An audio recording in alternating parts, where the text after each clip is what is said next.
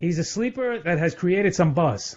Wake Forest wide receiver Greg Dortch checks into the 2019 NFL Draft as the smallest for his position.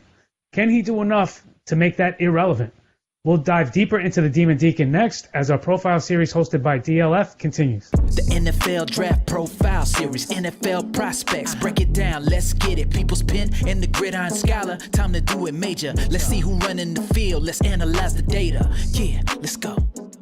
He was highly productive in his 2 seasons on Tobacco Road, but was Greg Dortch's success a product of his availability to the program or him being a dynamic weapon?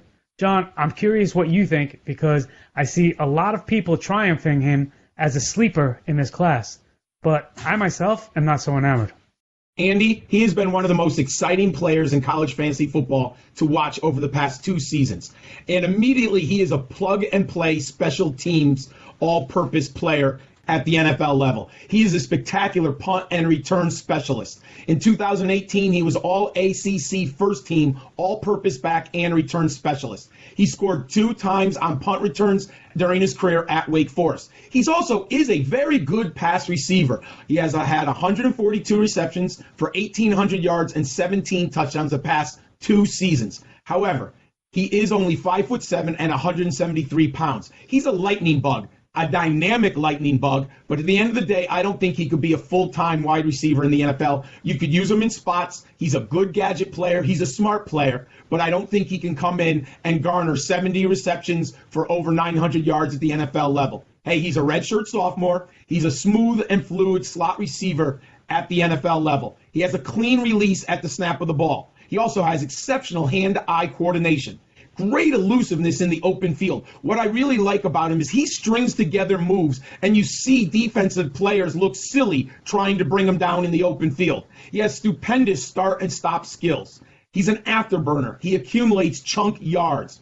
He's a very tough competitor. In the Louisville game, he was injured the entire game, and he remained in it, but he did not play for the rest of the season in 2017. Obviously, the small frame jumps off the page and the film, and he has a very small catch radius. Can he hold up against the big physical corners in the NFL? I have my questions about that. But if you put him in motion, you put him in the backfield, you get him in space, he could help you offensively on a 3rd downs. He also must secure the ball better. He put it on the ground too often. I have a 6th round grade based on his pass receiving skills, but he might move up into the 5th round, in my opinion, if a team really needs a kick and a punt returner and they think he can make a difference. Andy, what do you think about Greg Dortch? I can't buy into it. I mean, he's just so small, measuring in at 5'7", 173 pounds at the combine. He didn't run there, but he did clock in the 4.45 range at his pro day, so the speed is good, but not something that adds up to what you'd expect from his size, meaning you'd think somebody that's winning at that with that frame is running somewhere sub 4.4. He's tough. He plays over the middle, but I see his routes being more rounded off than quick cuts, and as a result, he doesn't create much separation, which is why I go back to the size being such a concern for me.